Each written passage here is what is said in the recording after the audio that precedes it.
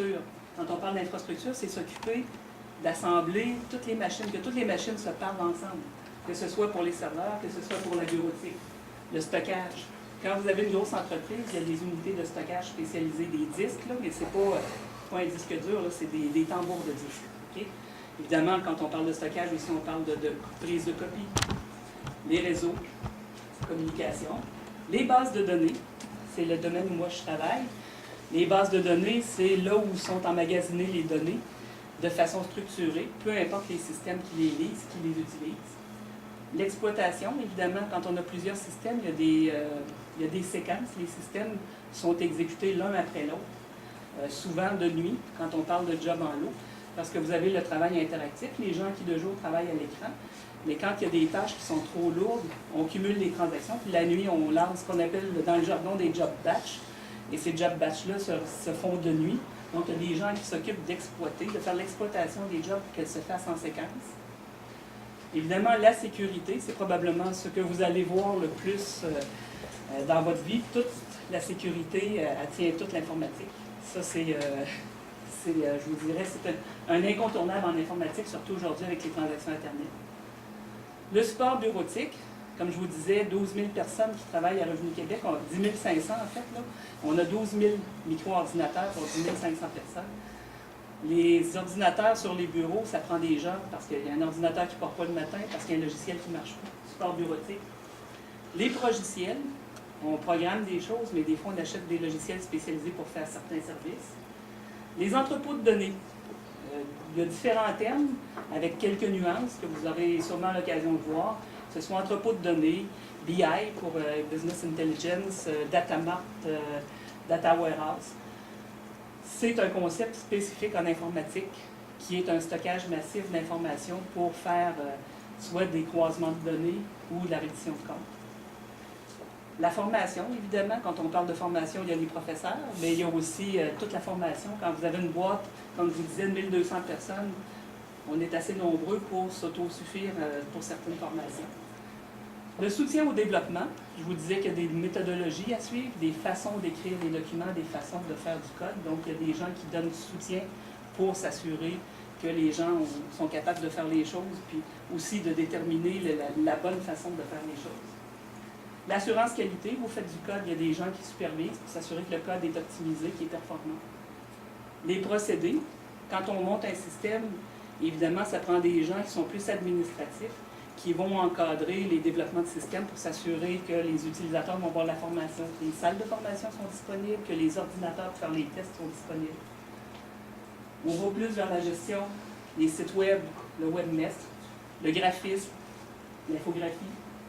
Évidemment, en informatique, il y a une constante. L'informatique est là pour créer des systèmes et est là pour régler des problèmes. Et je vous dirais, c'est la majeure partie de la tâche qu'on a à faire en informatique, gérer les problèmes. Donc, quand les problèmes sont trop importants, il y a des équipes qui sont mandatées pour coordonner les intervenants pour régler les problèmes.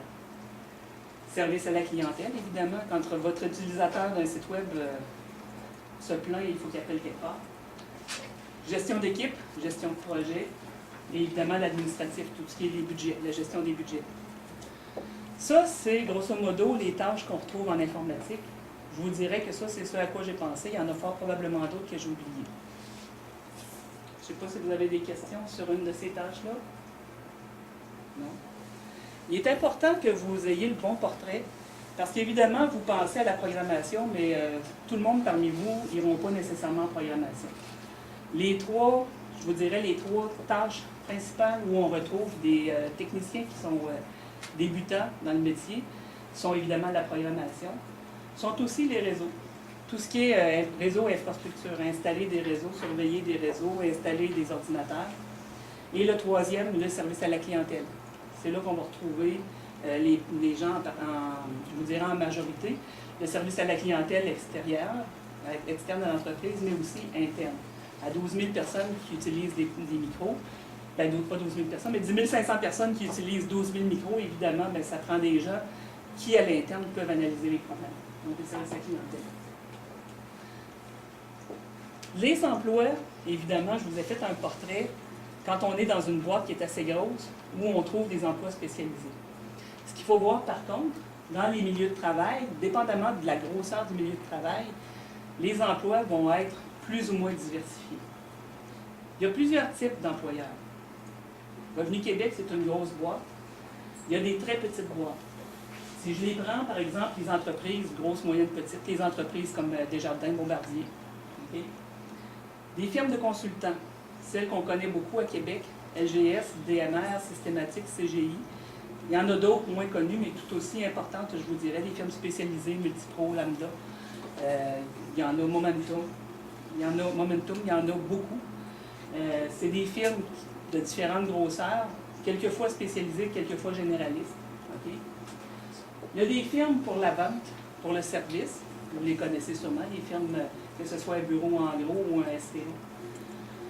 Il y a des firmes spécialisées, je vous parlais tout à l'heure par exemple de Momentum qui est spécialisé en base de données. Il y a des firmes qui sont spécialisées dans certains services, que ce soit des services plus administratifs, des services de gestion, de chargé de projet, des services technologiques.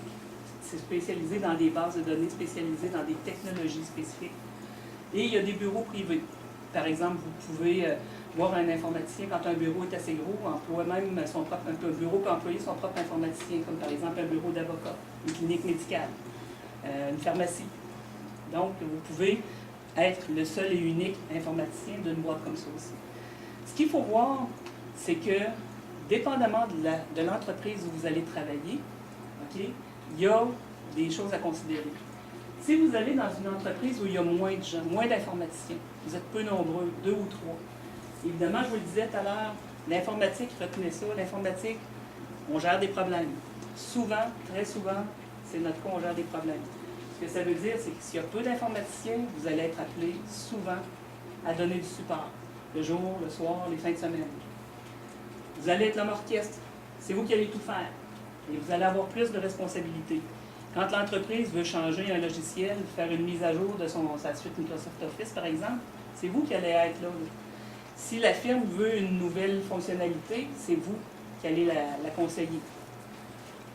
Par contre, si vous travaillez dans une boîte où il y a beaucoup d'informaticiens, bien évidemment, vous avez des collègues. Les collègues, plus vous en avez, plus vous devenez spécialisé dans ce que vous faites.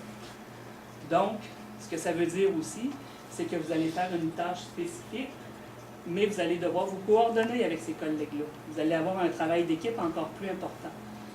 Évidemment, en informatique, il y a toujours du travail d'équipe, c'est un incontournable, ne serait-ce qu'avec vos utilisateurs, parce que ce sont vos clients. L'informaticien, il ne fait pas un programme parce que ça y tente, il fait un programme parce que quelqu'un en a besoin, et il doit faire un programme conforme à ce dont son utilisateur n'a pas besoin. Donc, il travaille toujours en équipe, au moins avec son utilisateur.